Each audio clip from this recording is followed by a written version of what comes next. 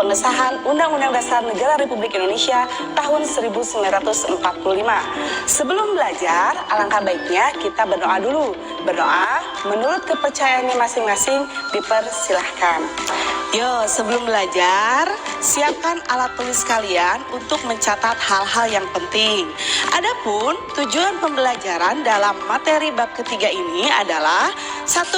Peserta didik dapat menunjukkan rasa syukur atas anugerah Tuhan bangsa Indonesia memiliki Undang-Undang Dasar Negara Republik Indonesia tahun 1945.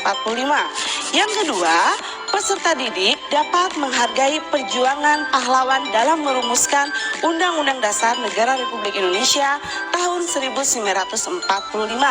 Yang ketiga, peserta didik dapat mendeskripsikan pengertian konstitusi secara umum. Yang keempat, peserta didik dapat menganalisa sejarah perumusan dan pengesahan Undang-Undang Dasar Negara Republik Indonesia tahun 1945. Dan yang kelima, peserta didik dapat menunjukkan sikap dan komitmen para pendiri, tokoh perumus dan pengesahan Undang-Undang Dasar Negara Republik Indonesia tahun 1945.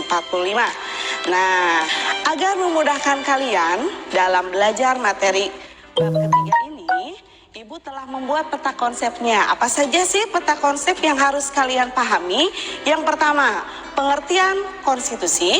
Yang kedua, sejarah perumusan dan pengesahan Undang-Undang Dasar Negara Republik Indonesia tahun 1945, sidang BPUPKI kedua. Yang ketiga, perbedaan isi Piagam Jakarta dan Undang-Undang Dasar Negara Republik Indonesia tahun 1945. Yang keempat, hasil sidang PPKI tanggal 18 Agustus 1945. Yang kelima, sikap dan komitmen tokoh perumus dan pengesahan Undang-Undang Dasar Negara Republik Indonesia tahun 1945. Nah, itu yang akan kalian pelajari hari ini. Kita bahas yang pertama, pengertian konstitusi. Apa sih konstitusi? Nah, konstitusi adalah hukum dasar yang dijadikan pegangan dalam penyelenggaraan pemerintahan negara. Konstitusi dalam berbahasa ada bahasa Inggris, bahasa Belanda, bahasa Jerman, dan bahasa Latin. Dalam bahasa Inggris, konstitusi disebut dengan Constitution. Dalam bahasa Belanda disebut sebagai Constitutie. Dalam bahasa Jerman disebut Constitutio, dan dalam bahasa Latin disebut Constitutio. Konstitusi terbagi menjadi dua. Ada konstitusi tertulis dan konstitusi tidak tertulis. Apa sih konstitusi tertulis dan tidak tertulis? Konstitusi tertulis adalah peraturan yang diterapkan dalam suatu pemerintahan berupa dokumen. Contohnya, Undang-Undang Dasar, peraturan perundang-undangan, peraturan pemerintahan, dan peraturan daerah. Sedangkan konstitusi tidak tertulis adalah aturan atau peraturan yang tidak diterangkan dalam suatu dokumen ketatanegaraan. Contohnya, kebiasaan atau hukum adat. Selanjutnya, apa sih fungsi konstitusi itu? Nah, fungsi konstitusi adalah untuk membatasi kekuasaan pemerintahan agar penyelenggaraan kekuasaan tidak bersifat sewenang-wenang. Negara Indonesia menganut paham konstitusionalisme sebagaimana ditegaskan dalam pasal 1 ayat 2 Undang-Undang Dasar Negara Republik Indonesia tahun 1945. Ada yang tahu tidak bunyinya apa? Yang berbunyi, kedaulatan berada di tangan rakyat dan dilaksanakan menurut Undang-Undang Dasar. Pembahasan yang kedua, sejarah, perumusan, dan pengesahan Undang-Undang Dasar Negara Republik Indonesia tahun 1945. Naskah Undang-Undang Dasar 1945 pertama kali dipersiapkan oleh BPUPKI. Hal itu dilakukan pada masa sidang kedua tanggal 10 Juli sampai dengan 17 Juli 1945. Saat itu dibahas hal-hal teknis tentang bentuk negara dan pemerintahan baru yang akan dibentuk. Nah, kita bahas sidang dari tanggal ke tanggal. Pembahasan tanggal 12 Juli 1945, dibentuk Panitia Hukum Dasar dengan anggota 19 orang yang diketuai oleh Insinyur Soekarno. Kemudian, panitia ini membentuk panitia kecil lagi yang diketuai oleh Supomo dengan anggota terdiri dari Wongsonegoro, Raden Soekarjo, Aam Maramis, Panji Sigih, Anggus Salim, dan Sukiman. Sidang selanjutnya tanggal 13 Juli 1945 membahas beberapa hal dan menyepakati antara lain ketentuan tentang lambang negara, negara kesatuan, sebutan Majelis Permusyawaratan Rakyat, dan membentuk panitia penghalus bahasa yang terdiri dari Jayadiningrat, Salim, dan Supomo. Rancangan dari tanggal 13 Juli diserahkan kepada panitia penghalus bahasa. Selanjutnya dilanjutkan dalam sidang tanggal 14 Juli 1945 dengan agenda pembicaraan tentang pernyataan kemerdekaan. Panitia perancangan Undang-Undang Dasar melaporkan hasilnya. Pasal-pasal dari rancangan Undang-Undang Dasar berjumlah 42 pasal. Dari 42 pasal tersebut, ada 5 pasal masuk tentang aturan peralihan dengan keadaan perang serta 1 pasal mengenai aturan tambahan. Sidang selanjutnya dilaksanakan pada tanggal 15 Juli 1945. Pembahasan rancangan Undang-Undang Dasar yang diketuai oleh Insinyur Soekarno memberikan penjelasan tentang naskah yang dihasilkan dan mendapatkan tanggapan dari Muhammad Hatta. Lebih lanjut, Supomo sebagai panitia kecil perancang Undang-Undang Dasar diberi kesempatan untuk memberikan penjelasan terhadap naskah Undang-Undang Dasar. Naskah Undang-Undang Dasar akhirnya diterima dengan suara bulat pada sidang BPUPKI tanggal 16 Juli 1945. Selain itu juga diterima usulan-usulan dari Panitia Keuangan dan Panitia Pembela Tanah Air.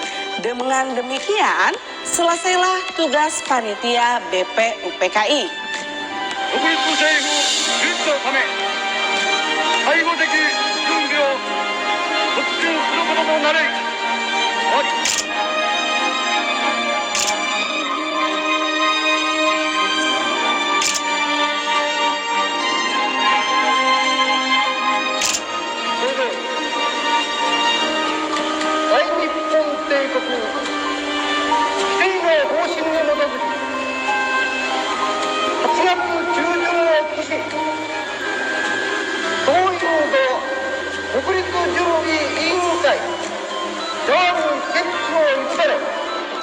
Setelah pelaksanaan sidang BPUPKI kedua telah selesai dilaksanakan, maka BPUPKI dibubarkan pada tanggal 7 Agustus 1945. Dibentuklah PPKI pada tanggal 9 Agustus 1945. Ada perbedaan hasil Piagam Jakarta dengan Undang-Undang Dasar yang telah disepakati. Ada 4 perbedaannya, kita bahas satu persatu. Yang pertama, kata mukadimah berubah menjadi pembukaan. Yang kedua, sila pertama yaitu ketuhanan dengan kewajiban menjalankan syariat Islam berubah menjadi ketuhanan yang Maha Esa. Yang ketiga, perubahan pasal 6 Undang-Undang Dasar yang berbunyi Presiden ialah orang Indonesia asli yang beragama Islam menjadi Presiden ialah orang Indonesia asli. Dan yang keempat, Pasal 28 Undang-Undang Dasar 1945 yang berbunyi, negara berdasar atas ketuhanan dengan kewajiban menjalankan syariat Islam bagi pemeluknya, diganti menjadi Pasal 29 Undang-Undang Dasar 1945 yang berbunyi, negara berdasar atas ketuhanan yang Maha Esa. Setelah perbedaan isi Piagam Jakarta dan Undang-Undang Dasar yang telah disepakati, sidang PPKI pada tanggal 18 Agustus 1945 menghasilkan keputusan. Keputusan tersebut yaitu 1. Mengesahkan Undang-Undang Dasar 1945. Yang kedua, melantik Presiden dan Wakil Presiden Insinyur Soekarno dan Muhammad Hatta. Dan yang ketiga, pembentukan Komite Nasional Indonesia Pusat.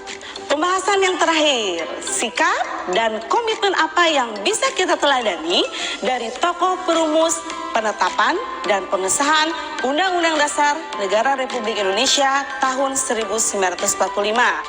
Yang bisa kita teladani adalah sikap nasionalisme dan patriotisme. Kedua, adanya sikap kebersamaan, musyawarah dan mufakat. Adanya sikap kecerdasan. Yang keempat, adanya sikap kecermatan. Yang kelima, adanya sikap ketelitian. Yang keenam, adanya sikap tanggung jawab. Yang ketujuh, adanya sikap toleransi. Yang kedelapan, ada sikap religius dan sikap demokrasi. Gimana? Sudah paham belum? Nah, Ibu akan menyimpulkan ya materi bab ketiga ini.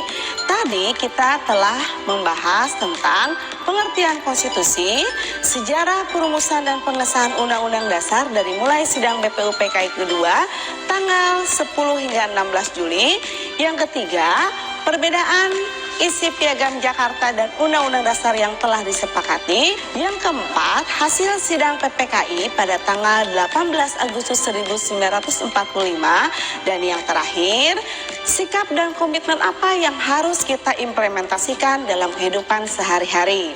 Untuk menambah pengetahuan kalian, Ibu telah menyiapkan 2 soal untuk latihan kalian di rumah. Yang pertama, sebutkan kembali hasil-hasil sidang BPUPKI kedua. Yang kedua, sebutkan 3 sikap yang harus kita cerminkan untuk menghormati para tokoh perumus Undang-Undang Dasar Negara Republik Indonesia tahun 1945. Nah, alhamdulillah materi bab 3 telah kita bahas. Semoga pembahasan ini bermanfaat bagi kalian. Mohon maaf bila mana ada kesalahan dan kekurangan dari Ibu. Wabillahi taufiq wal hidayah. Wassalamualaikum warahmatullahi wabarakatuh.